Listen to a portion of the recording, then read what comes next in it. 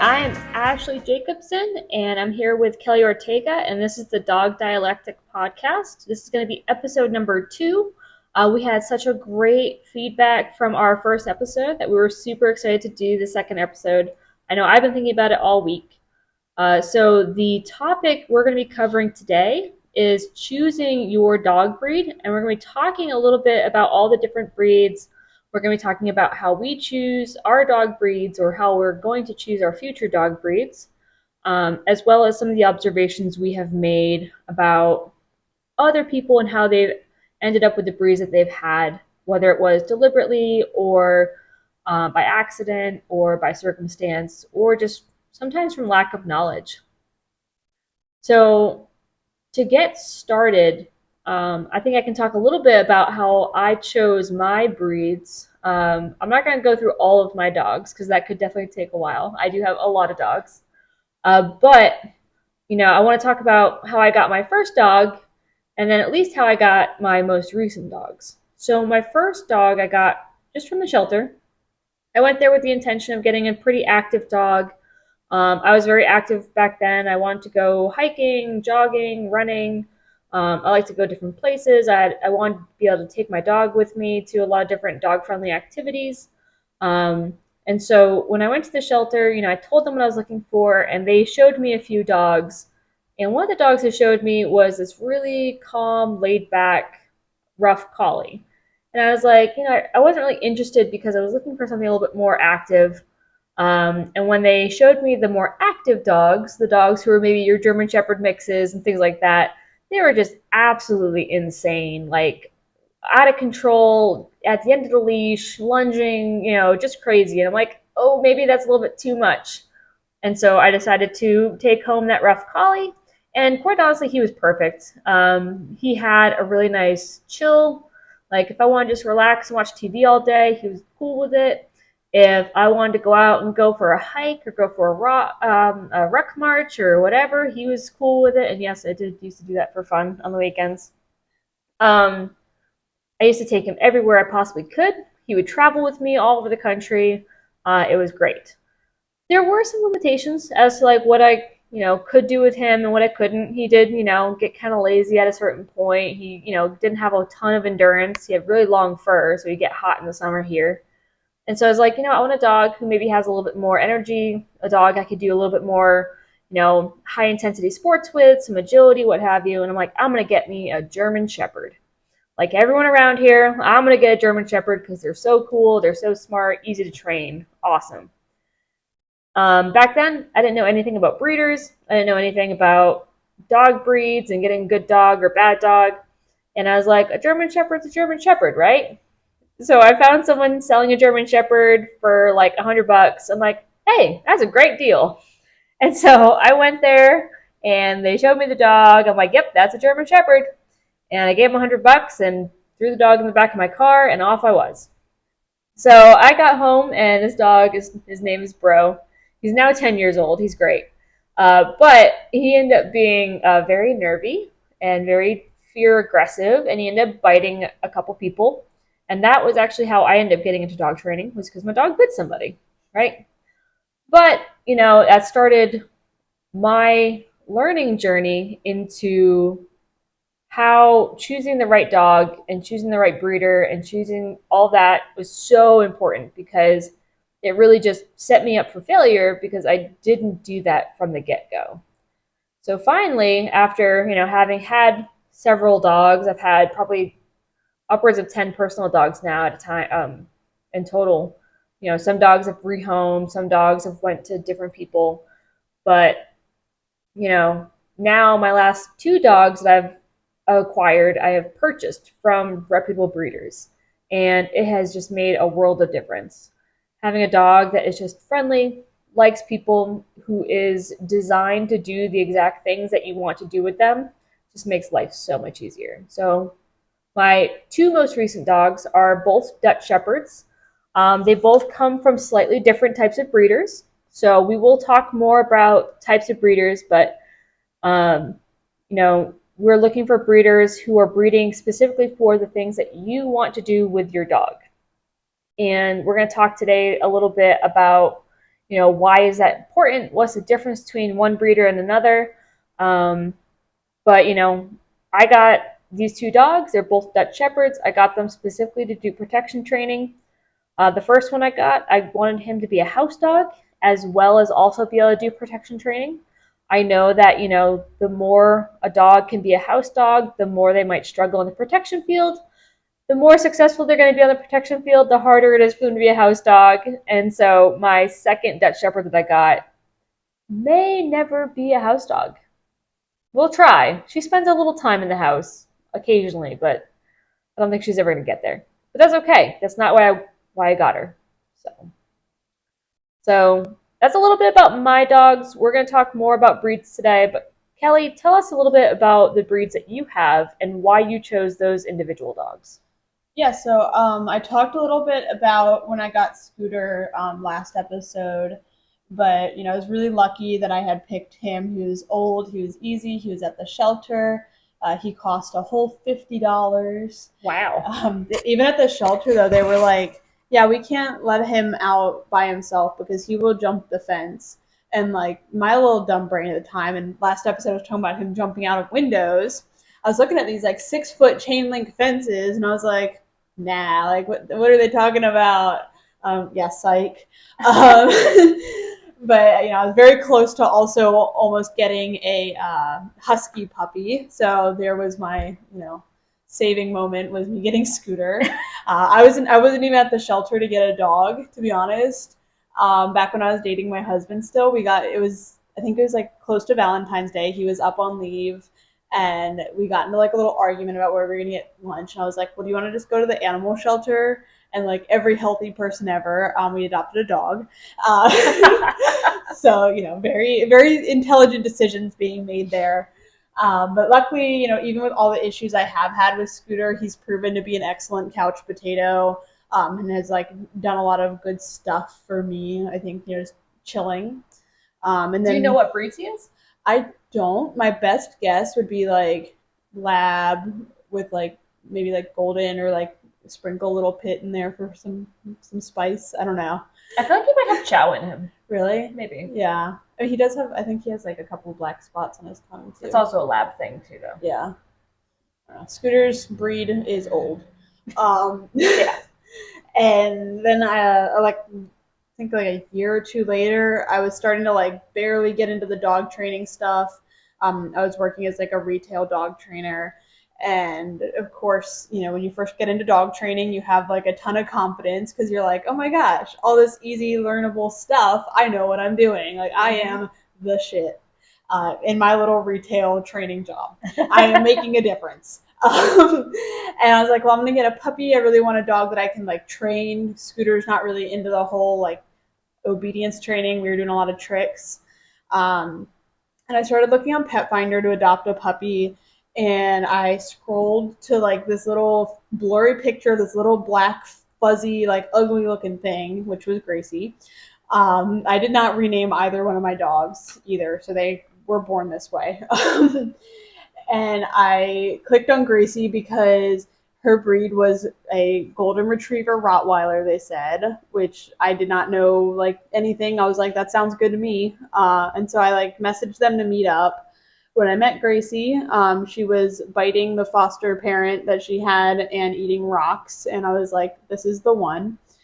When they came to do a house visit, it was like the minute I got the key to my new apartment because we also just moved. What better time to get a puppy? Yep. She peed on my carpet. Like Oh the second she got in there, I was like, sick. I'll take it. And luckily, I really lucked out with her. I think she's doing very good. She's got like 2% Rottweiler. She's like half purebred golden retriever, and then it's like German Shepherd and a bunch of all kinds of crazy stuff. But I think I definitely could have gotten a worse mixture out of those temperaments than I did with Gracie, Nice. for sure. So she's not too bad. She's awesome. I like her. She's got a lot of spunk And floppiness. and floppy. She's a very floppy dog. But she's growing under her legs. So Hopefully. all right. So what we want to talk about today, the reason why we're going over breeds is because a lot of times people come in for training because they have a dog whose breed is kind of making it a challenge for them to live successful lives with their dogs. One of the really common breeds that a lot of people come in with is the German Shepherd, which don't get me wrong, I have two German Shepherds, kind of, and they're great, but they are both, they both have a lot of challenges that come with them. Both of them, the ones I have, are not from reputable breeders. They are not well bred, and that contributes to a lot of the issues that they have. But even dogs who come from great breeders, like even German Shepherds who come from great breeders, there's a lot of characteristics of the breed itself that do not lend them to being great house pets. And most of the people who get them are looking for like a family dog. And German Shepherds are not notoriously known for being great family dogs. They're made to do work, either protection work, law enforcement, military working dogs, herding, livestock guardian dogs. But whatever it is, they're meant to have a job and do active things all day long, not really just sit on the couch and, hang out with your kids all day. So, all right. So that being said, Kelly, what are some of the biggest challenges people come in with that you generally attribute to improper breed selection? I think I've definitely seen a good group of elderly people that get dogs that they maybe had when they were younger, which are definitely like a bit different of a breed than the same breed, several years ago. They have a big issue with them, biting, pulling them down, having issues with just craziness in general. And then I've also seen a lot of people that are like, my dog is super reactive, whether that's to people or to dogs.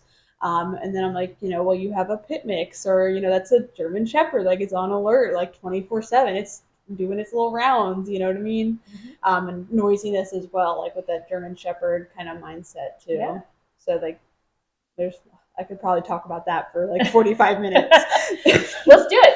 Hey, so that's what we're here for, right? So let's talk about the German Shepherd and similar breeds. So the German Shepherd falls into the herding group. What that means is that it is in the group of dogs labeled by AKC as the herding group, meaning they are bred to herd livestock. So if I have a breed who is made and intended to herd livestock, what does that tell me about the breed and what it's probably going to want to do?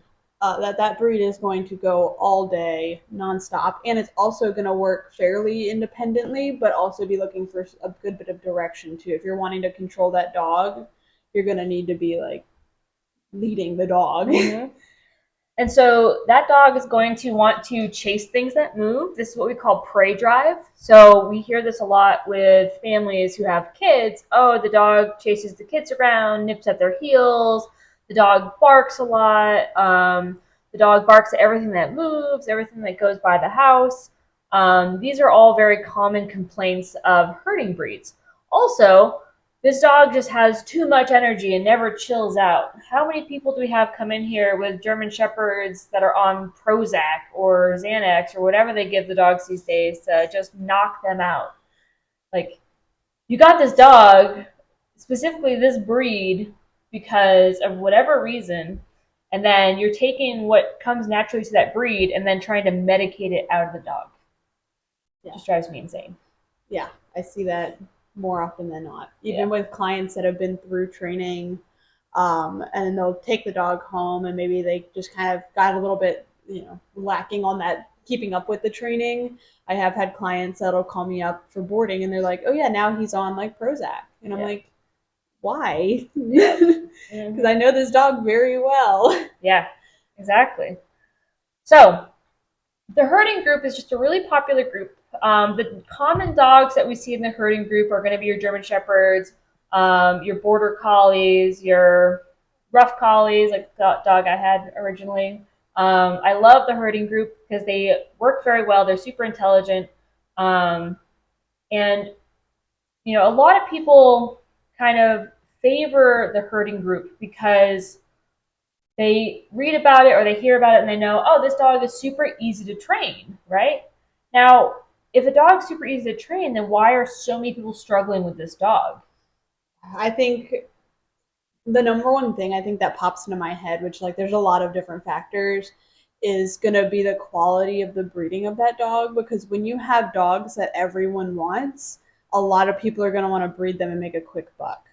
Oh yeah. My female German Shepherd has a uterus. Quick, let's use it, and we'll get like $5,000. Yeah. Like, it's pretty hands off for the wrong breeder, if that makes sense. Like, it's quick money for the wrong person. Mm-hmm. And Which I don't know if you've ever tried breeding, but it does not look like fun at all. I haven't, and I don't think I would. I To be honest, I get uncomfortable when I see the pictures of the dogs tied or whatever. I'm like, I don't want to see this. Like, that's weird. I hate when people post of tie pictures. It's the worst. Yeah. But to me, like, my biggest thought is, there's nothing wrong with wanting a German Shepherd, wanting a Frenchie, wanting whatever popular breed is popular, because obviously we like them for a reason. It's just, keep in mind when you're shopping for that dog that there's going to be supply and demand, and as that supply gets built up, it's not going to be quality everywhere. So that's going to be kind of dangerous. I completely forgot what we were talking about. Yeah, no, it's okay. You went a little bit. We're gonna get into that stuff later. Don't worry. I was gonna go over like all the breed groups first. So with the herding breed, people see that the dog's very intelligent, very easy to train. The reason why that is, kind of a little counterproductive or a little bit of a misleading concept is because dogs are very easy to train. The reason why they're easy to train is because they want to work. Yeah. They want to do stuff with you. And so they're looking for input for you to give them to tell them what you want them to do. The thing is that most people, most families are not constantly wanting to give their dog information all day long on what the dog should or shouldn't be doing.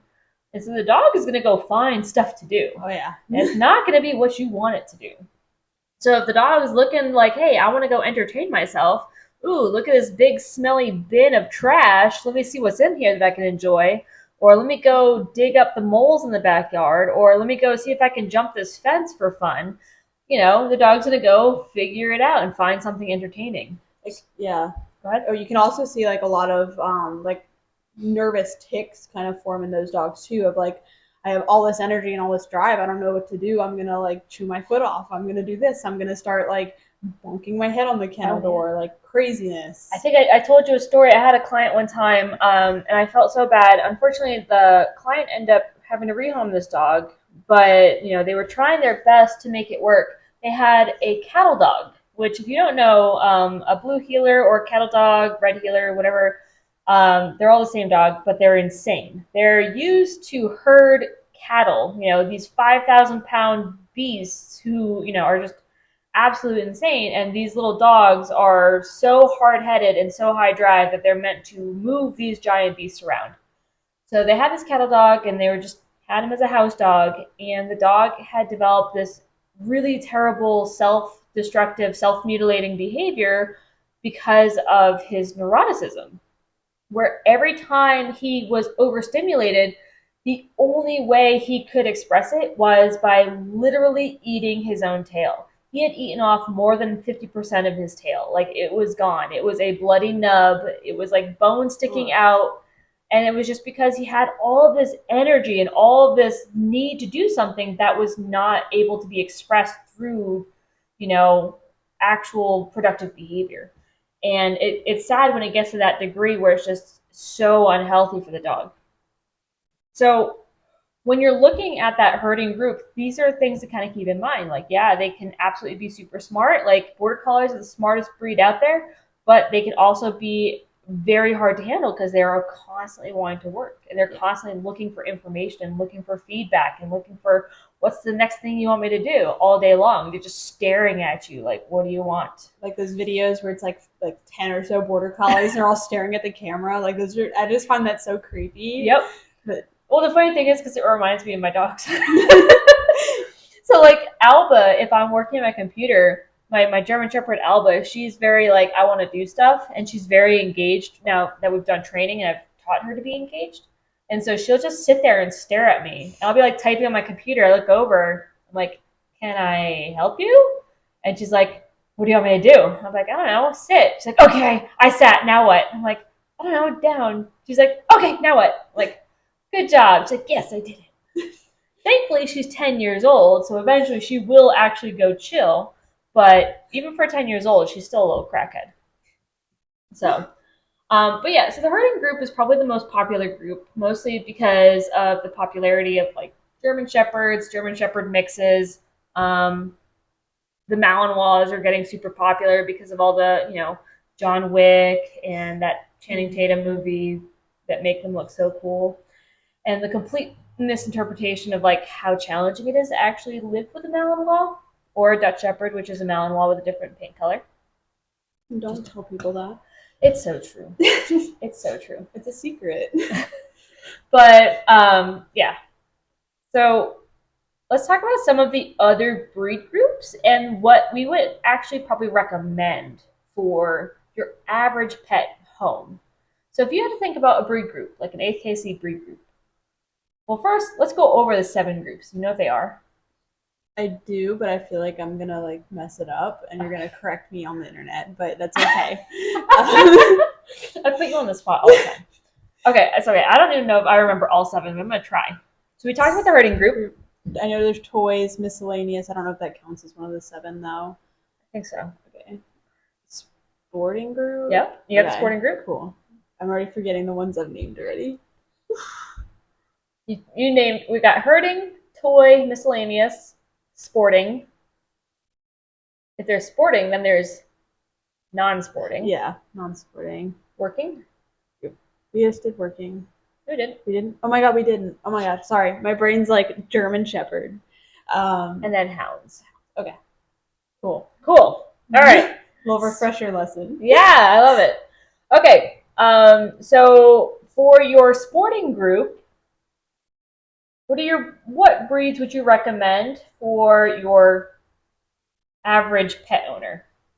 So for my sporting group, I feel like good like well, I feel like with any of these groups, we're talking show line for average pet owner most of the time, not like field line. Before we get into lines, okay, let's just talk about breed. Because if I say like lab, I'm imagining goofy, hopefully not overweight, but overweight, sleepy lab. So let's try to stick to, the actual temperament characteristics. Okay. So when we're talking about labs, right? Let's talk about like, intelligence, biddability, right? They're smart. They can learn very well. They're very easy to work with. They're very biddable. They want to work. Like they want to please. Independence versus dependence. All right. Would you call them more independent or more dependent? I'd say pretty dependent for most of the labs that I see. Yeah. I feel like they're pretty. I feel like they're pretty dependent, but they are able to work independently. Yeah, they have to. I think they're pretty much right in the middle. There are definitely some groups where they're going to be much more independent, like our hounds. Yeah. I struggle with training hounds so much because they are not biddable, they do not care about you, and they are 100% independent. I trained a coonhound once. It was not. I don't even think I could say I trained it. I think I was just in its presence for an extended period of time. Oh no, it was bad. Oh man, I owned a greyhound, and I tried to train with her for when I was in school, dog training school, and it was next to impossible. Like she did not care. Like she was super chill, and we'll talk about the hounds a little bit more, but she did not care. But I would definitely say that like a greyhound would make a really great pet for sure because she never demonstrated any of the problem behaviors you would have with those super intelligent, super high drive, like trainable dogs. She didn't have that neuroticism. She didn't have like, I want to go dig in the yard. I want to go try to escape. I want to go get in the trash. She slept on my couch all day long. She never did anything. And if I want to like kind of drag her out to go for a walk, she'd go. She wasn't super enthusiastic about it. I was basically dragging her because she was like lazy. But for most people, like their complaints are, oh, my dog drags me around the block. My dog is always at the end of the leash. My dog's always barking. My dog has all these problems, and she never did. Now, if I wanted to teach her to do a whole bunch of cool stuff, she was not interested, and that's why I ended up rehoming her because it didn't suit my lifestyle as a trainer. Yeah. And so this is where we start to get into like talking about choosing the right dog for you. Yeah. Now, when we talk about like the sporting group, the reason why the sporting group and the hound group, I like to kind of put them together a little bit, as they're both really good options for house pets. Labs, yeah, great house pets, friendly, social. They can be a bit rambunctious. They can be extremely strong, and they can be a little bit too excitable. Yeah. And that is a product of what we were talking about earlier, is the lines, Yeah. right? Where they can have that working line, or they can be a mix of working and show line. Um, but in either case, they can be very high energy dogs as well. And I feel like with most of these dogs too, like we're talking about it with the idea of putting some form of training on it. Not very many dogs are going to be like Rufio, like just show up and ready to like Yeah. be, not have to do a whole lot of training with them. Rufio was my collie, my first dog. He was born perfect, I think. I don't know. I never did anything with him before I got him, obviously, but then like I didn't know anything about training after I got him until I got Bro. So yeah. Yeah, golden retrievers, standard poodles. Yeah. Those are good too. I feel like no one thinks of the standard poodle as like a hunting dog, but they're hunting dogs. They are. And we've had a few like standard poodles in for training, and they're awesome, cool dogs. I think, thing is with them is that they are like they can be very energetic. Yeah. They have a lot of like drive to do work. What it could be too, like I don't know. This could be like my opinion because I am fairly like younger, so I wasn't around too much for all this. But I feel like poodles went pretty like out of fashion for a period there. They're kind of coming back, and I feel like the lines are kind of a little bit. It's not as muddied right now as like the labs and the golden retrievers, where it's like there's so many house pets that are this dog. So it's kind of growing pains in the breed. So the reason why I like both the sporting group and the hound group for your house pets is because of one of the characteristics that make them so effective in the field. Let's say so, like your sporting group, they're used for hunting, right? They're going to be, if you think about your field labs, they're going to be retrieving ducks out of the water in the winter. It's freezing cold out, or they're going to be, if they're trailing dogs, maybe you have like a training Walker coonhound or whatever, right? Those dogs are going to be running through the thick of the brush, running through bushes and sticks and twigs and branches and whatever. Same thing with your hounds, your bloodhounds, your sight hounds. They are bred to just run and follow. If they're sight hounds, they're following their sight. If they're scent hounds, they're following their scent. But they're just following it wherever the scent may go, wherever that sight may go, regardless if there's sticks or branches or barbed wire in the way. They're just going. So both of these breeds were actually developed to be very touch tolerant. And so if you have, or sorry, these breed groups are very touch tolerant. So if you have like children, right? If you have small kids, or if you have family that comes over all the time and always wants to pet your dogs, having very touch tolerant dogs can be a very great advantage because they're not going to be, averse to having people just reach out and pet them.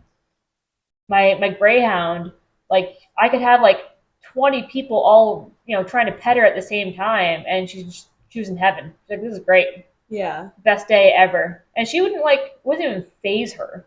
You could we would practice doing medical exams using her. You could find all of her veins because she was just straight muscle. And she's like, this is best day all of my life. So um cool. So the other groups, let's talk about our working breeds. Oh yeah. So some of the working breeds I don't recommend, and you talked about one of them earlier. Isn't Husky in the working breeds? Husky? I don't know. I need to learn my breed groups. I just train dogs. Way to go. All right. So in the working group, these are dogs that are bred to do things. So the Huskies, your Malamutes, your Akitas, these are like your guardian breeds. They are going to be in your working group. Yeah. So based on some of the breeds that we were talking about, what does that tell you as a general characteristic of the working breed group?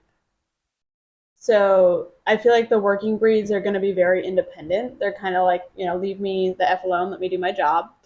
Um, they could be a little bit possessive too, for sure. And that can also become an issue with children, and then also an issue with like human reactivity and dog reactivity too. That can be a big issue. I had in for training at one point a Anatolian Shepherd for biting, like just biting anything that walked near its kennel, anything near its bowl, like just freaking out because it created such, I think, like such a dependence on that area being its that it was like, get the hell away from me. Granted, that's going to be like a little bit different of a case than your normal case, hopefully. This one was a little bit different. But yeah. Yeah. Man, those like so the guardian breeds, it's so weird because it's like it can be hit or miss because they can be like couch potatoes, but when they need to work, when they need to do their job and actually guard or protect against, potential threats, like they can be very, very violent. Yeah. They can also be extremely dominant, right? Because they're independent, right? They're not out trying to please you. And they're also, going to be very strong-headed, like, dedicated to whatever it is that they want to do. Yeah. And if you try to tell them otherwise, they're going to have a really strong opinion about it. Yeah. So these dogs can be very, very challenging for inexperienced handlers. And I feel like they do better as like a two person max dog too. I grew up with a Kuvaz. Those are so cool. Yeah. And like this dog loved my dad. Hated every other person in the house. It bit my sister. Like hated everyone. Granted, we were not knowing. She, of course, I'm younger than her too, but she was like, "Oh my gosh, it's gonna be my towel," because she was like super young. I was like, you probably deserve to get bit, but it happens. We make mistakes sometimes. Oh man, so your livestock guardian dogs, man, they can be great, but they can also be a handful. So my previous roommate, he had this awesome Great Pyrenees mix, and she's such a cool dog. She was so sweet. She loved everybody. But one thing that I remember was a little bit of a nuisance. It didn't really bother me because I was used to dogs barking all the time. I know he got a little annoyed with it occasionally, but middle of the night, the slightest sound outside, she'd be barking. Yeah. Right? Because that's what they're bred for. They're bred to alert bark. Man. And I've had so many people who come in with like your Pyrenees mixes and be like, oh yeah, he barks at everything. Like, oh, no kidding. That's what they're made for. So, all right. So one of the most popular breeds that comes in is our pit bulls or our pit mixes or bully mixes. So what are some of the biggest issues people have with our bully breeds? I think dog aggression for sure. And then also like excitement is how they typically put it. Or like there are a lot of people say like craziness. But it's just super high energy, high drive. Most of the time they like love to work. Yeah. They like live, breathe, work. Mm-hmm. So that dog reactivity, that dog aggression, like where does it come from? So I see a lot of people online claim that they were bred to be nanny dogs. I feel like that's less of the case nowadays because we're so far from that period. I think it's more of poor breeding with the breed at this point. They were never bred to be nanny dogs. Exactly. let's just say it. What were they actually bred for? Dog fighting. They were bred for dog fighting. Yes. I hate saying it. Why? I don't know. Because I feel like people get so offended. Let them be offended. It's not your fault. No. It is what it is, right? Comment. The thing is, we have to look at the dog for what it is, right? Yeah. I have a German Shepherd, right? And they were bred to bite. And I have to accept that fact. That's probably why he ended up biting somebody, right? Yeah. Along with the fact that, like, improper handling and poor education on my part. But, look at the dog. The dog was bred to bite people or bite animals. And I didn't look at him as that breed. I thought, I can just love that out of him. If I just love him enough, he's not going to do all these terrible things. We have to look at our pit bulls and our bully mixes and our Staffordshire Terriers as the dogs that they were bred to be. Yeah. Because Dakota, so I have a pit bull. She's a pit mix. She's got some other things in her, but she's mostly pit bull.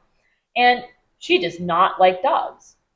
And I'm like, no kidding. She's a pit bull. They're not going to like other dogs in most cases. Now, just because the dog has that in their genetics doesn't mean that they can't coexist with their dogs, right? Alba, my German Shepherd, likes to be a little turd and likes to go bother Dakota all the time. And Dakota lets me know that she's uncomfortable, right? And if I allow Alba to push her too far, Dakota is going to respond aggressively, right? Yeah. And I'm never going to make Dakota love dogs. It's just not going to happen because genetically she is going to hate dogs because of what she was bred to be. So, that being said, it's no surprise that when people come in with their pit bulls, their Staffordshire Terriers, they're like, oh, my dog is dog reactive. Oh, my dog, is dog aggressive. My dog doesn't like other dogs. We go, yep, that's the dog you have. Congratulations. We don't say that they're shit out of luck, right? We don't say that there's nothing we can do. But understanding that that's something that you're going to be working against for the life of your dog. It's something that you're always going to have in like the back of your dog's brain as like their initial genetic response to that situation. Now, this is my own little theory. There's no science to back this up about pit bulls, but Dakota, she is the most sensitive of all of my dogs. When we do remote collar training, she works on the absolute lowest level of any of my dogs, and that includes Bruno, my Chihuahua. So she works in like a ridiculously low setting. And it's my own hypothesis that it is a product of how they bred the dogs for dogfighting. Because for dogfighting, right, they throw them in the pit, quote unquote, hence pit bull, right? They throw them in the dogfight ring. And when that dog has that initial, bite, scratch, whatever, they flip that switch and see red, which allows them to be more aggressive and be more successful in that field or in that situation. So I think they're bred to be very touch sensitive.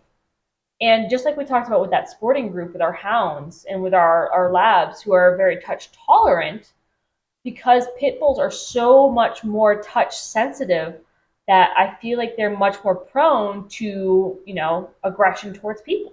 Yeah. And that's why we've had, all the stories of pit bulls attacking children, killing children, attacking people or, situations where, a child came up and grabbed this dog and the dog saw red and attacked. Yeah. Just a theory. There's nothing to back that up, but I feel like it makes good sense. So I feel like too, like there's also another side to the terrier group too, like the little like Westies and like the smaller ones. I know like an issue I hear sometimes with them is my dog digs. I'm like, I wonder why your dog digs. Terrier from Terra, meaning earth. Yep. Yeah. So those dogs were bred to like get rodents and creatures in the ground. Yeah. And so when we hear the dog is digging, we go, huh, no kidding. Yeah, it's almost like it's supposed to do that. Right? I love it. Oh, man. All right, so let's talk about the toy group. So I love my toy breeds. I personally have 2 Chihuahuas, and I love them to death. But they are, how we say, problematic. Now, I have 2 dogs who have inappropriate bite histories on humans. One is my biggest dog, my German Shepherd, and he's wonderful, but he's only bit people like a very, very small number of times, like 2, maybe 3. The third one is, we'll get into it another time. Anyways, one of my Chihuahuas, Dante, he's the bigger of the 2 Chihuahuas. He's all of 9 pounds on a heavy day. He has bitten a lot of people. Now, the reason why he has gotten away with biting so many people and still hasn't been put down is there's a number of reasons, and we'll talk about some of those. But let's think about a big 80-pound German Shepherd who bites somebody. That is what we would call a catastrophic event, right? Now, for our small breeds, if he bites somebody, he's never going to maim or kill a child. I think he gave me like a little bruise on my ankle one time. Yeah. And that was it. Yeah. So, when he does bite somebody, yeah, it hurts. Yeah, it sucks. But he's never going to be a life-threatening bite, I right? don't know. Dante looks like he snorts pre-workout. He's jacked. I'm not gonna lie. He is all muscle. He lives off of cocaine and hate, and that is his diet. I have never seen a dog that has had lats before. That dog has lats. He does. Dude, he's so jacked. I love it. But it's just from all the barking and all the anger that's built up inside of him. But yeah, so the toy group can be problematic for, a number of reasons. One, no one takes training them very seriously because they're so small, right? Just because my chihuahuas jump on people, I don't care. Bruno is 7 pounds. If he jumps on me, I don't care, right? But if my 80-pound German Shepherd is jumping on grandma, we're going to have a really bad day, right? I think when I'm letting all my dogs out of their kennels, when the chihuahuas are kind of jumping up on my calf, I really don't even notice. I'm trying to herd all my bigger dogs out the door. So, they get a bad rap because they're not getting the right training. They also are very easy to mass produce, right? Yeah. We were talking about breeders earlier. You can make a good quick buck off of breeding Yorkie poos, or Cavipoos, or all these like fancy poodle oodle doodle mixes. But we're not really thinking about temperament. We're like, oh, look at this one's a party color, or this one's blue, or this one's merle, or curly hair, or whatever, blue eyes, and you can sell them for a lot of money. Yeah. No one's really thinking, oh, is this a friendly dog? Is he social? Does he bark all the time? My Bruno barks at everything, which is obnoxious. But I think too, I think you know what I'm about to throw at you. You know what Chihuahuas are bred for? You know why they were created? Yes. They were dinner. them was food. So the Mayans originally were breeding Chihuahuas as food. Yes. They were. I know. It's a fact I bring up frequently. I bet Bruno would be delicious. No, he wouldn't. He doesn't have anything on him. I know. It'd be just bones. I know. But then they were being bred to basically be living, breathing hot water bottles. That's what you say. Yeah. I still look at him and see a bucket of KFC dog legs. Not that I would eat a dog. I just find it amusing. This is taking a very dark turn. Well, they bark at me and I don't like it, so I'm like, you were made for food. Shut up. So the other issue with our toy breeds is that people underestimate a lot of these breeds have a lot of energy. Yeah. I know you were talking about our terriers, but we'll talk about them in a minute. I'm pretty sure we have a whole terrier group. I don't know how we missed that one. We just did it with pit bulls. I know we did, but when we were listing them in the beginning, we didn't list terriers. I mean, I think we've proven at this point that we're not like well versed in listing the whole dog groups. It's semantics. It really is. I know all these breeds, but I feel like I'm more of like I can look at a German Shepherd and be like herding group, but I can't list you the dogs in the herding group. Like it's only one way for my brain. Yeah. Well, it's interesting because I was looking at what was it? The livestock guardian dogs, the working group. You got your Dobermans, and then you have I was thinking about the dogs who do protection sports and protection work. We have our Dobermans, we have our German Shepherds, we have our Rottweilers, we have our Cane Corsos, our Malinois, but they're in different groups. It's really odd. Yeah, but I mean, I feel like that'd be interesting if you if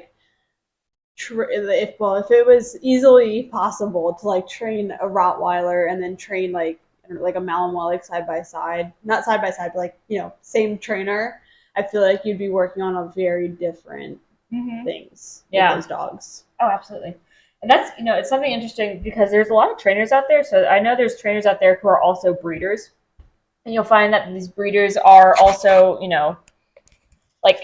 the reason why they breed the dogs that they do is because it's the type of dog that they are most prepared to train. So there's definitely certain people who will breed. We talked earlier about differences between working line and show line. Now, I believe, and this is maybe up for some debate, but those dogs who compete in conformation, which is like your show dogs, right? You know, Westminster Dog Show, where you dress up all pretty and run around in a ring, and a judge looks at your dog and says, first place. Or in Medic's case, they try to touch his balls and he freaks out. That's what I was thinking about. I know. It's my favorite picture of Medic is when the judge tried to touch his balls and Medic jumped out of his skin. He didn't try to bite him or anything like that. He just got scared. But it's adorable. But we're going to talk about the differences between what we would call our show line versus our working line. But in my opinion, the breed standard is the dog who is able to do the job. Yeah. That being said, there are breeders who are creating dogs for a specific job regardless of, you know, the line. And this is where we start to get into what we would call purpose-bred dogs. So, for instance, my dog Daria, she is what I would call a Dutch Shepherd. I have a copy of her lineage, and, you know, we have a long line of dogs that we would call Dutch Shepherds. And when I went to go pick her up from the breeder, even the breeder told me, he's like, yeah, you know, if you do a DNA test, she's probably going to come back mixed. And the reason is that I got her specifically to do protection training to a very high level. You know, Medic is also a Dutch Shepherd. He's a purebred Dutch Shepherd. I have his lineage, and I have done his DNA test, which came back 100% Dutch Shepherd. But that being said, just because he's all Dutch Shepherd doesn't mean he is the optimal dog to do the job that I want him to do. Right. Daria came out of the womb biting the crap out of stuff with no self-preservation, no fear, no concerns about anything. Like, even as a puppy, we're, you know, getting her desensitized to some of the environmental stressors that she's going to encounter in protection training, and not a single one of them fazed her in the slightest. And these are things that, like, will run adult dogs off the field, and she didn't care. Yeah. That being said, you know, the breeder told me, like, if you do the DNA test, you know, you might get some Malinois, some German Shepherd, some Bull Terrier, some other things in there. But it's that mixture of dogs that has made her such an ideal candidate for this specific job. Yeah. I mean, it's like if you're trying to build the fastest car, you're not going to buy something off the lot and go race it. You're going to kind of customize it. Mm-hmm. And you're not going to be necessarily like, I don't know if I want to go too deep into that analogy, but like you're going to, you know, pick the best of the best, right? Yeah. And like I said, you know, even though she was from maybe like mixed background, like further back in her lines, when we look at the litter, they all were very uniform across the board. You know, her, you know, the difference between her sire and her dam, her mother and father, for any of those who don't understand what those terms are. So the differences between those two dogs were not vast differences. But the reason why I chose this specific breeding pair, which I did, was the father was a very large, very powerful, very confident dog. And the mother was similar for being a female, but she was also the highest drive of the dog. So even though the father didn't have that high drive, fast twitch, you know, those qualities, the mother did. Now, they shared the vast majority of their qualities. So I was hoping that when they produce those puppies, there'd be some that had that very high, very fast twitch qualities, which Daria does. Granted, she's a little fat right now, and she's a little lazy, but we're working on it. So, but Medic, on the other hand, you know, he came from that show line, so he came out of the womb a little lower drive. Yeah.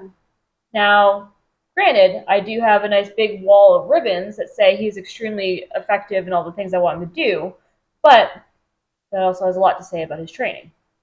So, subtle flex. A little flex there. No big deal.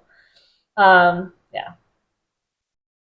Yeah, I think too, like the show line, people like to say like it's just preserving the breed standard. But then, like, my brain instantly goes to German Shepherds. Oh, God. I'm like, what kind of Carolina lift is the breed standard? And then they start talking about the dogs, like, gait and the trot. And I'm like, okay, I understand that. And I understand, like, a subtle, like, dip to get that. But there's no way your Carolina squatted dog is, like, ideal for its bone structure, for its hips, for everything like that. Well, the funny thing is, so the German Shepherd specifically, if you look back into like the breed, so the German Shepherd is, I don't know if it's the only breed or one of the only breeds that when they stack them for conformation, they do like that 3-point stack. Yeah. So the back legs are split so that one leg is forward and one leg is back. Yeah.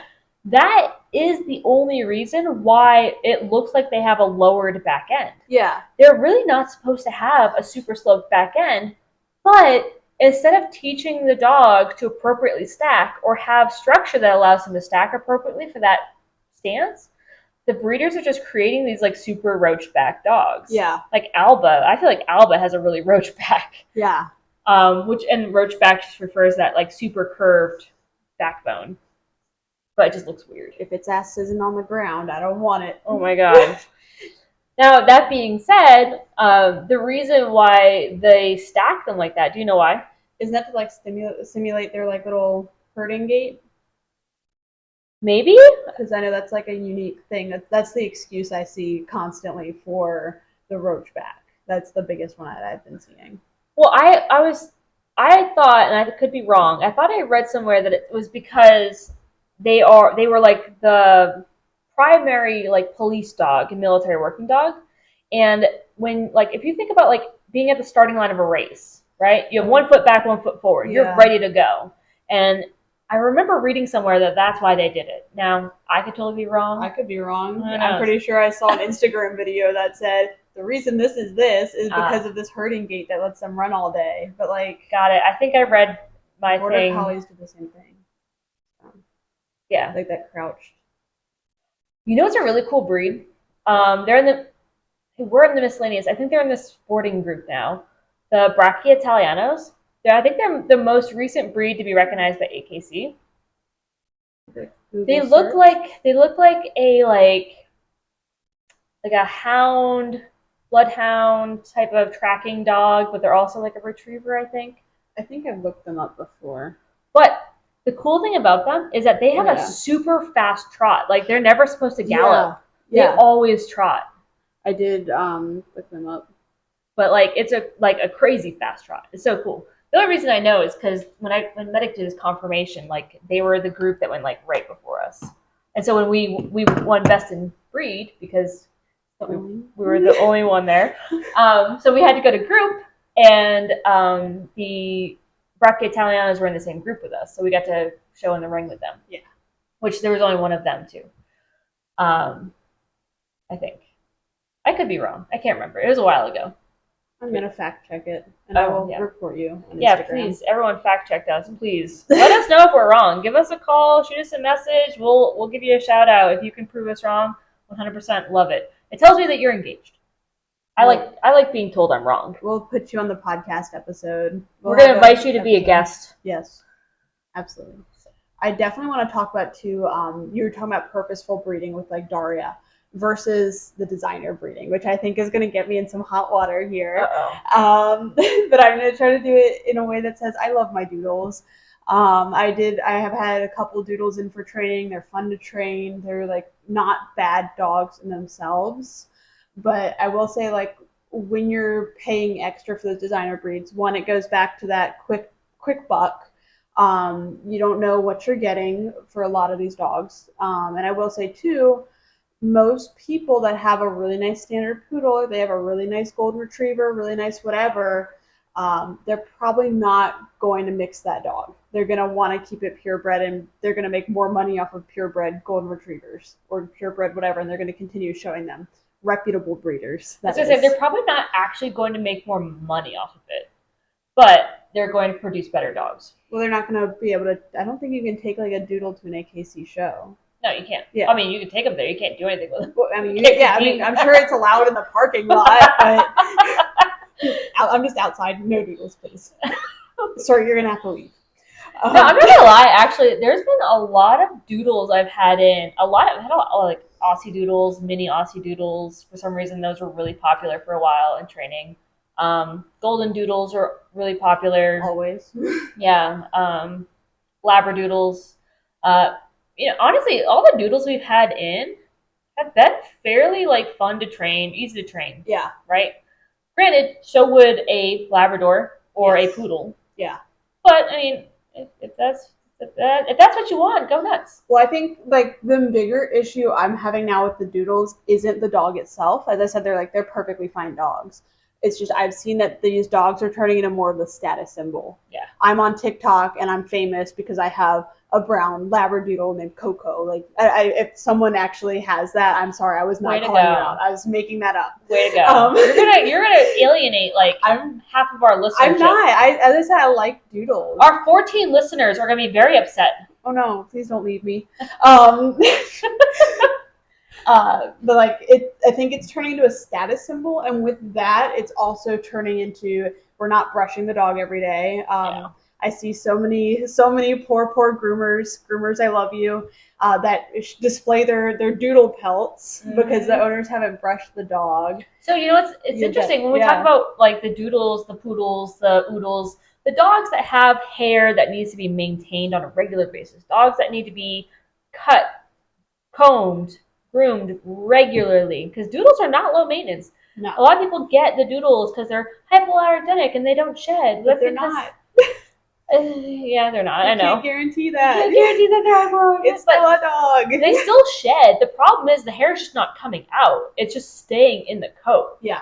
And that's where you're getting that matting. But the thing is, like, people come in for training with, oh, I brought this dog in because he's had a sudden, like, behavioral change over the past several months where he's become a lot more irritable. He's become aggressive. He's become unpredictable. And I look at the dog and, like, your dog is probably super uncomfortable because he's so heavily matted. Yeah. Like, his skin hurts. And if you try to put a leash on him, put a collar on him, you try to pet him, it's probably painful. Yeah. And now you're wondering why your dog is all of a sudden becoming irritable, aggressive, unpredictable, maybe growling or snapping at you even. Yeah. And all you got to do is take him to the groomers and shave it all off. Yeah. I mean, it was so bad back when I was a little retail trainer, Kelly, a time we don't usually talk about. It was so bad that the grooming salon in the store, like they had a stack of copies of vets that groom because they can't take these dogs that need like sedation to be groomed. And it was so bad that they would like have to print out stacks. It wasn't like we have like 3 on hand for the random people. It was a repetitive thing daily. Yeah. And I think that kind of goes along with like their status symbol. People aren't getting these dogs thinking I'm gonna have to brush it every day. I'm gonna have to take it to go get its like hair trim. It's gonna like they don't think about the eye boogers like crusting up in that little teddy bear haircut thing that they get every time. Dante gets the worst eye crusties. It's so gross. Dante's crusty. He's not generally crusty. That dog takes Tren. Prove me wrong. Oh man, Ashley's injecting her dog with Tren. Oh, I know. He's on steroids. Okay, so there's a lot of dogs like our designer breeds that are being bred specifically to have a specific look, right? Yeah. But there are a lot of purpose-bred crossbreeds, deliberate crossbreeds, right? Daria, she's purpose-bred, and yeah, she's kind of a mix, but she's a Dutch Shepherd, right? Yeah. But there's a lot of really cool like crossbreeds that have a very specific purpose, right? And we see this a lot in dog sports like agility, fly ball, dock diving, where they're trying to get specific characteristics of 2 different breeds to give them an advantage in those sports. So specifically, I think of the Border Whippets. Yeah. Your Border Whippets are really good because they're super fast, they're super athletic, they're super agile, they're super smart, and they're super, like, you're taking, because a Whippet is basically like a kind of smaller greyhound, and so they're not super like, I don't really want to work for you. They're very independent type of dogs. And then pairing that with your Border Collies who are like, what can I do for you now, master? Yeah. Right? And then pairing just the athleticism of both, right? And because you're going to get the speed of the Whippet and the agility and turning, ability of the Border Collie. And that's going to give you a huge advantage in like your agility trials, your dock diving, your fast cat, maybe not your fast cat so much, but like your, fly ball. Right? And then, if you want to think about other, advantages, there's so much advantage to having a small dog in sports like dock diving, fly ball, and agility, because when you have a small dog, that's going to determine your hurdle heights. Yeah. and your division that you compete in. Because in dog diving, you have like your lap dogs, which is your small dogs. I think that's why they call them lap dogs. The beast is awake. The dogs in the background. So, oh my god. Yeah. But it's also different too, like when you're breeding for those like characteristics versus like breeding for looks that aren't guaranteed. Yeah. I don't want to go back and like hammer on the doodles, but I do want to say like I'm in a couple different Facebook groups and they post a lot of like rehoming ads because people got a doodle and they're like, I didn't know it was going to have a golden retriever coat. I wanted this look. Mm-hmm. And they're rehoming the dog. And I'm like, there's no guarantee ever to anything. So we've been talking quite a bit about all the different types of breeds, what we like about them, what we don't like about them. I know we've mentioned some of our favorite breeds, some of our least enjoyable breeds. But let's talk about how should maybe an inexperienced dog person or new dog owner or potential dog owner choose the breed that they want to get? I think I would go ahead and start looking for a trainer before you start looking for a dog in a weird way. Because any good trainer, I think, they would be more than happy to help you like assess what breed is going to fit your lifestyle. And I think beyond breed too, it also goes for age. So like Scooter, like if I got that husky puppy, I mean it's also a husky, but like puppy's a lot different than senior dog. Oh yeah. So that's going to come into play too. And of course, like I understand as well, like not everyone can afford to work with a trainer, which sucks. But doing a ton of research online, doing a ton of research on your breeder online, look at the previous litters that they've had. What are their litters doing? Is it something that you want them to do? Are you seeing previous litters that are like chewing couches in half and you're wanting a house dog? That's probably not a good sign. Yeah. And assessing your breeder's website too. So what if, someone's looking to get a dog, but they don't have the money to buy like a well-bred dog from a reputable breeder? So, I mean, one, adoption, but also, and this is kind of coming from like my little horsey background brain, is if you can't afford the animal's purchase cost, you probably can't afford the animal, because the cheapest part of buying a dog is probably the dog, because you're going to need collars and leashes and vet and kennel and training and all of that stuff. And accidents happen, crazy stuff happens, and if you can't afford to buy the dog itself, what happens if the dog needs like surgery or there's something weird going on with it too? And so I love it because I was thinking back to like when I got Bro, and Bro I paid $100 for, right? Super cheap dog, very very cheap. He's probably been the most expensive dog I have. Yeah. But I think about all of the stuff, all the money I paid for training to help fix all of the genetic problems that were bred into him.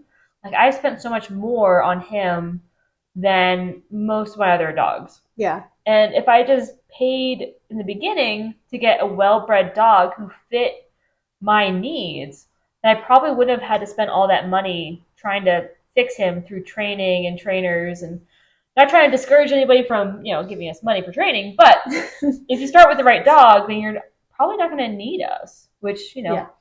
I'm not going to lie, in the long run, that's the goal, right? Yeah. We want to teach people and educate people so they don't necessarily need us for the rest of their lives. We want them to be able to, manage the dogs that they have. But if you just start with the right dog. Yeah. Like Rufio. Rufio was perfect when I got him. But I don't want it to make it sound like we're trying to gatekeep dogs either. Just because you can't afford like some crazy fancy purebred dog doesn't mean you don't deserve to have a dog. Just like how I wanted Scooter, he was $50. Granted, you're taking that risk of having those issues and not knowing about them, but there are like tons of great dogs in shelters.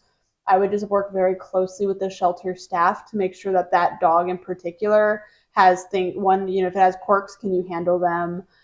Is it is it old? Is it young? Can you handle that? Are you prepared to keep a young dog for 12 plus years? Mm-hmm.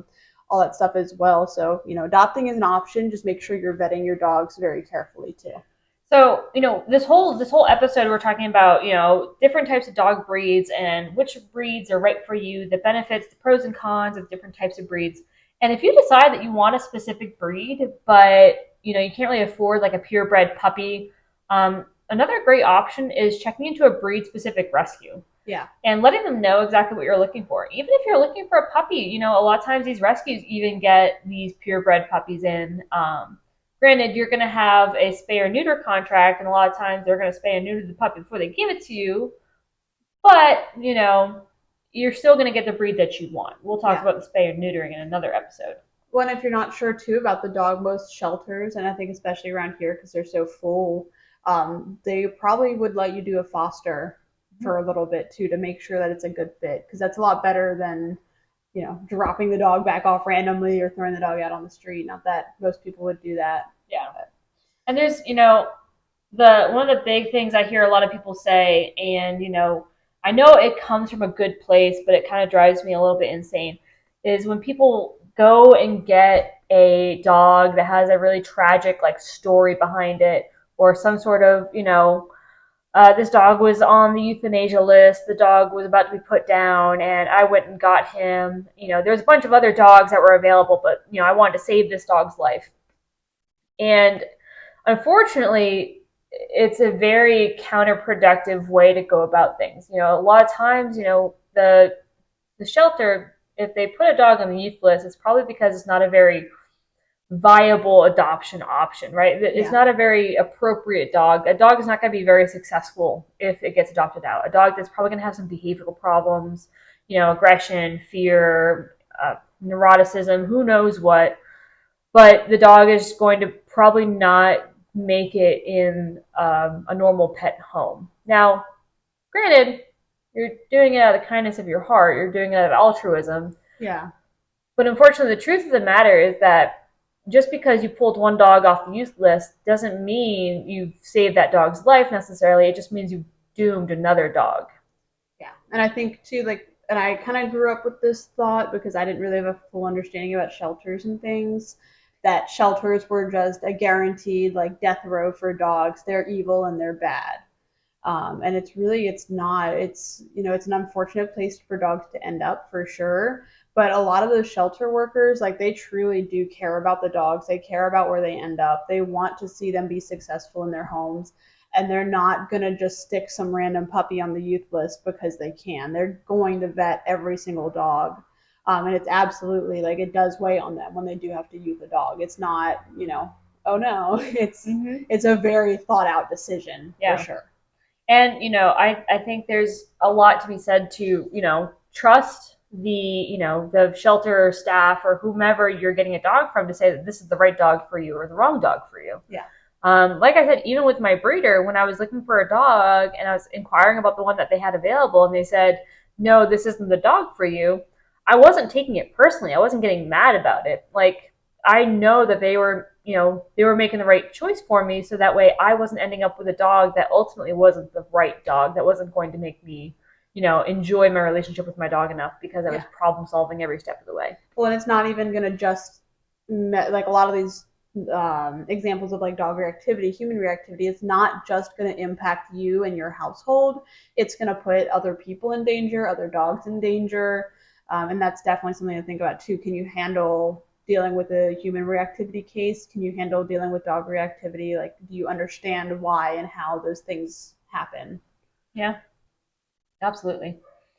So, you know, when you're thinking about what dog that you want, some things to think about is, you know, how active are you? Yeah. Right? How much are you really looking to do with your dog? You know, even if you are like a super active person, like, let's say you go to the gym like every day and you go and do tons of cool stuff and you go travel and go all sorts of cool places. It doesn't necessarily mean that you're going to be super active with your dog because you can't necessarily bring your dog with you to the gym to work out with you unless it's Dante and then, you know. Dante's bench pressing. Yeah, he'll bench press right next to you. But, you know, if you're not active, or if you're active doing a lot of activities that are not necessarily dog friendly, then we don't really recommend getting a high energy dog, like your herding breeds, your German Shepherds, your Malinois, even many of your hunting breeds, your GSPs. They're not going to be the most conducive because you really need to spend a lot of time with your dog, doing things with your dog, dedicated, engaging activities with your dog in order to expend that energy mentally and physically. I mean, I would consider myself a pretty active person. I'm in the gym a lot. And when I do things that I would consider active with my dog Gracie, they're not really active for me, like going on hikes and stuff, because we're doing a lot of like recalls and things like that. It's more of like a training experience. So I think getting a dog that's like quote active doesn't quite work. Oh, I am so lazy. Yeah. Like, and that's the thing is like the lazier I am, the more active I make my dog. So we were having this conversation today when we were talking about like the agility trials and agility like arena, I guess. Because you know a lot of people who go out and do agility with their dogs, like their dogs are running a lot faster than they are, right? And you're just trying to keep up at that point. But like, man, I was getting winded trying to run around the agility arena with my dogs. My dogs were just having a blast. Yeah. And so I like to get nice and lazy. So I just stand in the middle and just cast my dog to all the obstacles where I don't have to move. Yeah. And my dog is running around like a maniac, which he loves it. He's not having a complaint. So I also would love to chime in here, and I know we're trying to end it, but I see a lot of people I want a dog to run with, or they're like, why is my 6-month-old puppy not running with me? Dogs are not like humans. Humans are built to be distance runners. Dogs are not. It's going to not be a good running buddy for you. Join like a running group on Facebook. Get a human. yeah, that does irk me too. Yeah. But at the same time, I don't want to like discourage people from like at least doing something with their dog. Yeah, and I mean, do something with your dog. Your dog probably, plenty of breeds maybe would like to go out and maybe run a little bit, but a little bit, not the 3 miles that you think is easy. It's not easy on them, especially if they just came from the couch to the street. They're going to be like, what the hell is this? Yeah. Long distance running for dogs, and a lot of times you're running on like pavement or sidewalk, like it's really not good for them. We'll get into a lot of like health recommendations in a future episode. But when we're talking about like being active with your dog, we're talking about like doing dog dedicated activities. Yeah. You know, even if it's just like hanging out in the yard, playing fetch, playing frisbee, teaching them some tricks, going to dog focused things. Like a pack walk. Yeah, pack walks and things like that. But even then, you're going to be dedicating some training. You're not just going and just blindly walking, right? Yeah. You're not just walking and, looking at your cell phone, because your dog's not going to expel their energy that way. Yeah. And I think if you follow me on Instagram, when you see me go hiking with Gracie in my stories, like it's always like recalls and stuff. Like she's checking in on me. It's not me going for a walk and getting some cardio in at all. It's a lot of stops. Yeah. Now, granted, if you're not super active, this is something I hear a lot too. I want to get an active dog because I want a dog that's going to motivate me to be more active. That is not how it works. If you are not active, a dog is not going to make you active 90% of the time. What's going to end up happening is either your dog's going to become neurotic or your dog's going to become fat. I mean, I got Scooter thinking, I'm going to go like walk with him, and I was a little bit chubby at the time, and I was like, I'm going to lose so much weight. You know what happened? We both got fat. Not now, and neither has he, but we both grew from it, but it didn't get me up off the couch. And I also hear a lot of like, I get super depressed some days, like not me, but like I hear people say that, and they're like, I want a dog to get me out of bed. I'm like, that's a good idea in theory, but your dog shouldn't have to be like your reliance there. It's kind of a lot of pressure for them. My dogs are actually the reason why I struggle to get out of bed, because I just love to stay in bed and cuddle with them. Well, I just sit there in my bed and I'm thinking about all the dogs I have to walk, so I don't want to get out of bed. Yep. Yeah. So, when you're thinking about what type of dog you want. Now, the other thing I was thinking about too, because I was thinking about, last thing we're going to end with, I know we're not really trying to end it. I'll talk forever. Is I want to, finish out with talking about what kind of breeds we are looking to get next, because we're always thinking about our next dog. Any real dog person is always thinking about their next dog, just so you know. Yeah. But, I was thinking about my next dog, and something that people don't take into account is grooming their dogs. Yeah. Grooming, it does happen on a fairly regular basis, depending on what breed you get. All the dogs I have now have fairly short coats. Bro is like maybe a medium length coat, but they don't need a lot of brushing. People ask me how often I brush Medic, and I really never do. I give them baths occasionally, maybe like once every other month or so. But something we do have to do very often is cut their nails. Yeah. I cut their nails probably about once a week, if any less than that, every other week. But mostly about once a week I cut all their nails, which for 7 dogs is a lot of nails. But it's fun. I like it. Yeah. And so, thinking about what grooming requirements is going to be, also thinking about the size of the dog. And there's a lot of factors that go into like why the size is important. One, if you are, of the older generation, you might not be as physically capable of holding back a very large dog who's also very strong. Yeah. Now, the other issues with large dogs is that everything is more expensive. Yes. And also, you got to think about too, like weight restrictions. I'm currently looking for houses when we move, and there are so many 35-pound weight limits. I'm like, what am I going to do with that? I can't do anything with that. Scooter's not 35 pounds? No, Scooter's not 35 pounds. I'm not gonna lie, every time I would go to a hotel and they would have like a weight limit and I had Bro with me, they're like, how much does he weigh? And I saw a little sign that said no dogs over 40 pounds. I'd say 40 pounds. Oh, I didn't say I didn't put my dogs as 40 pounds, but yep. If they check, it's going to be an issue.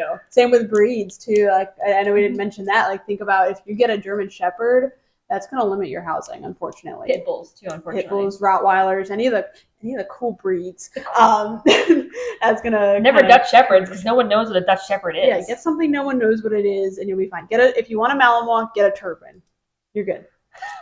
Actually, I'd be okay with that. But make sure you brush it. They have long hair. Brush it. I was thinking about getting one today. I was like, oh my gosh, not today, but like I was thinking about like wanting one. Oh, yes. And then I was like, yeah, but the hair. Oh my god, the hair! It's the best part. I know. That's the reason to get a Turf. Yeah, and then I was like, but do I really want to like brush it every day? Do I want to like get that dog like? That was a terrible wording. Like if the dog gets wet at the lake or something, it's going to be a lot less easy to manage than the typical like Malinois coat or a Dutch Shepherd coat. So I don't know. So obviously, thinking about my next dog, of course, and not anytime soon, but I am going to get another puppy. But I want it to be like a demo dog. So just like a dog who can be friendly, can be social, who I don't have to worry about, inadvertently biting somebody when they're not supposed to. Which I don't honestly think my dogs would do that, but it's always a concern. You can have a toddler as a treat. Yeah, sure. But I want my next dog to be a rough collie. One, a little bit of nostalgia, but I'm also thinking, all the things I want to do with the dog, right? I want the dog to be able to be chill with me, be good with people, be good with, kids. So I can go and do demonstrations and have people pet him and not worry about, the dog doing anything inappropriate. The dog being able to chill. But I also like, now that you mention it, I love brushing my dogs. Like, I used to sit on the couch with Rufio and brush him like every night. Really? And it was just so like cathartic to just chill and just brush out big piles of hair. I can bring Scooter by anytime you'd like. Oh You're welcome to brush Scooter. I do it to Bro, and I just feel like I annoy the crap out of him. But he looks so nice. Yeah, I feel like we're at like opposite points of future dogs because I have my really good demo dog and I'm like I want something that will be a threat to other people. I need a liability real quick. Oh my god! Because I want to try to get into the dog side of the bite sports. I'm in the side that's getting bit. I want to get into the side that's doing the biting as well. It is nice to have my own personal decoy for Medic though. He appreciates it. I am thankful that it's small Medic and not like some kind of 70-pound Kevlar dog. Oh, you just wait. Daria's getting there. Oh yeah, I can't wait. She's already doing sends. So yeah, it's funny because like I love thinking about my next dog so much. I'm already like planning it. It's gonna happen. It's gonna be a rough collie, long hair, of course. Very, very floofy, very fluffy. I want to do confirmation with him too. Yeah? Yeah. It's going to be a boy. It's going to be a big dog.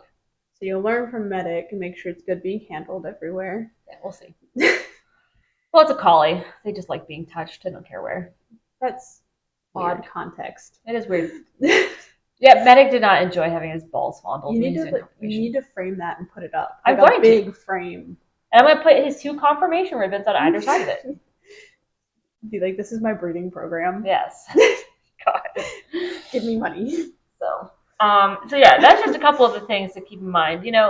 One of the other issues that people don't think about when they're getting their dog is health and veterinary bills. Yeah. people pay for these really expensive, like English bulldogs or Frenchies or pugs, and the health conditions that come along with these brachycephalic breeds, brachycephalic meaning smushed face, is like astronomical. Like they have all sorts of skin issues and breathing issues and joint problems and or even silver labs. That one was popular for a minute there, and that one was not ideal. No. Well, silver labs are a mixed breed. Oh yeah, they're the lab Rhineweiler breed. The internet says it's a purebred, so dilute. It's a dilute. Yeah. When you are looking for your breeds, stay away from anything that says rare, exotic, Merle. No. If it's not in the breed standard, Merle. Merle is okay if it's in a breed standard because I want to get a blue Merle collie. Or anything that says double Merle. If you don't turn around and run, I will be very disappointed. Yeah. There's nothing cool about owning a dog with like health defects, especially if you go seeking that dog, because when you do that, you're creating demand. Yes. And when you create demand, you're supporting the suppliers. Yeah. And definitely like check your breed standards. I'm not trying to open the Frenchie can right now because we will never leave. But check your breed standards. Is Fluffy a standard for Frenchies? I don't think so. Merle? No. Like that weird little I don't know what color to describe, like that mousy color. I don't lilac. That's not breed standard. Like, and also if it's called cool stuff like lilac, like double check. Yeah, that's usually a red flag to me too if it's called something cool. Yeah, and if someone can't like tell you in simple terms like what you're getting, like don't get it. Yeah, it's not to get back on the doodles, but like the F1, F2, F1B, F1 double B, whatever it is, saying that this, will have this type of coat or this will have that. Like, you can't know. Or like, I see so many people that post it's a purebred doodle, and I'm like, excuse me, that's a mutt. Like, may I object here? That is my little passive aggressive petty dog trainer in me. Every time someone does come in with a doodle, I put them in our system as a poodle mix. Yikes. Yeah. Don't tell them. I won't, I promise. I put them in as what they're claimed to be, but I've also seen plenty of people that genetic test their doodles and they are not doodles. Oh, I know. Or they are a different doodle than they thought they thought they were getting an Aussie doodle, and it's like a poodle, Chihuahua, Yorkie, lab, pit bull mix. Your doodle was misdrawn, my friend. Yeah. That's okay. All right, we've hated on the doodles. I'm sorry. I don't hate the doodles. I like them, but I think that it's creating some bigger problems in the dog world, unfortunately. Do what you want with the power of education and doing the right thing, and not just getting something pretty to look at. Education. Education is key. The more you know. The more you know. All right. So I hope you've enjoyed this. We're looking forward to our next week's episode. I'm not sure what our topic's going to be yet, but we'll find out before then. Or we'll just figure it out on the fly. Who knows? But have a great night. Kelly, you got anything else for these people? I don't think so. Cool, man. Sweet. All right, well, enjoy your day with your dog. Peace out.